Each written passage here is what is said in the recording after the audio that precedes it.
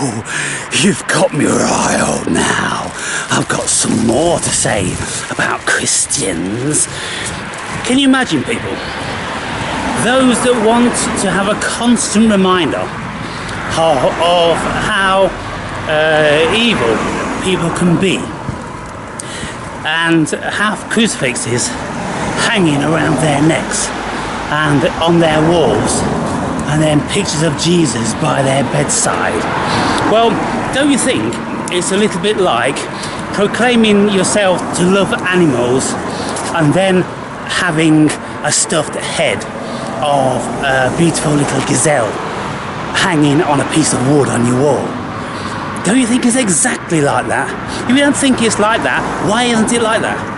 If you proclaim yourself to love nature, then the last thing in the world you're going to have is the reminder of how cool people can be to animals. So you have that as a constant reminder of that animal being slain. Why would you want to constantly be reminded about that?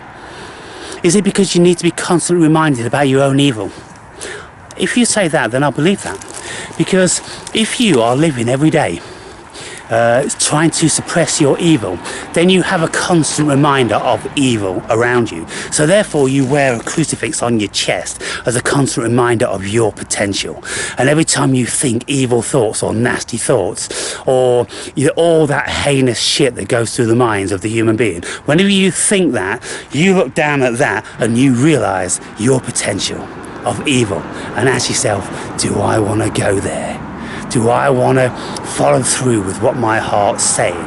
And if that around your neck curbs you from doing it as a reminder of the depths of your evil, then okay, wear it. But if you reckon you're wearing it for any other reason, you're completely misguided. And you may as well have an inverted pentagram hanging there, because that's what you're representing. You're representing the glee of the serpent who beguiled people into acting that way. You may as well have a serpent hanging around your neck. You know, when you start to think and you look at this world and you see what's going on, you can see that the human being hasn't got a slightest, foggiest idea of anything that they do, think or say. They're completely farmed automaton with not an ounce of intellect themselves. And you know, when in the book itself, in the Old Testament, when, you know, God is emphatic, bow down, worship no graven image. Don't do it. That's the Father of the Son. And then when the Son came, he says, I and the Father are one. And yet you do the opposite of what they request. Therefore, if you're doing the opposite of what they request, you must be the opposite. What's the opposite? Evil. Satan. Inverted pentagram. Yes. It's perfectly logical, isn't it? Look at what you're doing. Look at what you're doing and make some realizations. What are you going to say for mitigation? I'm wearing that crucifix as a reminder of how I love Jesus. Really? Well, can't you, like, get a picture of a baby in a manger and wear that around your chest? Have a picture of a baby in a manger on the wall. Have a picture of Mother Mary holding baby Jesus. I think that would make much more sense, wouldn't it? Rather than having a body dripping with blood and grimacing with pain hanging on a crucifix on your chest, and then you proclaiming that that's all good and beautiful and it represents all that's good and beautiful. I think you're very misguided. I think you literally are dumb as they come. Or the alternative, like I've said in the other video, the most logical way to look at it is that you're not dumb, you know exactly what you're doing, and you're promoting evil. And you're jumping around with joy and glee at the death of God. The death of God, the crucifixion of God is kind of like, ha ha ha ha, Now we have jurisdiction over the whole world. God sent his only begotten son. He was no match for me. Ha ha ha. And then you hang that shit around your neck. Way to go, boys. Way to go. Christians. Don't you just love them? Don't you just love them?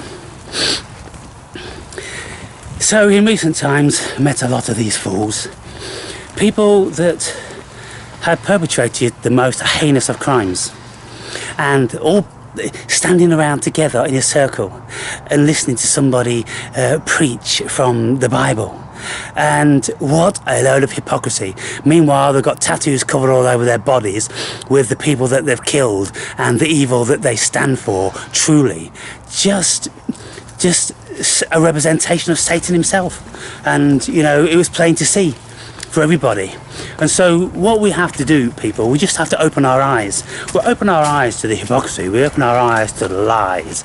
And whenever you see somebody with a crucifix or a graven image in their house or on their person, be very, very skeptical. Be very wary of them, because either they are as dumb as a brush or they are Satan in disguise. It can only be one of two things, because if you are intelligent, real, God-fearing, cosmic truth-seeking, then you would find a much more befitting iconograph. You would find a much more befitting picture. And personally, you know, I'd be thinking, well, yeah, I mean, a picture of a baby in a manger. Why hasn't that carried? Why hasn't that took on? You know, because that seems the most logical, the most reasonable for me. A beautiful little innocent baby. Or a lamb, a baby sheep. Have a lamb hanging around your chest. What's that you've got hanging around your chest there? That's the lamb. That's the Son of God. That's pure innocence and meekness. Oh, that's a good representation. A crucifix with a man suffering and blood, dripping blood, and that took 3 days to die. You want that as a representative for your love and joy? Really? I've said enough.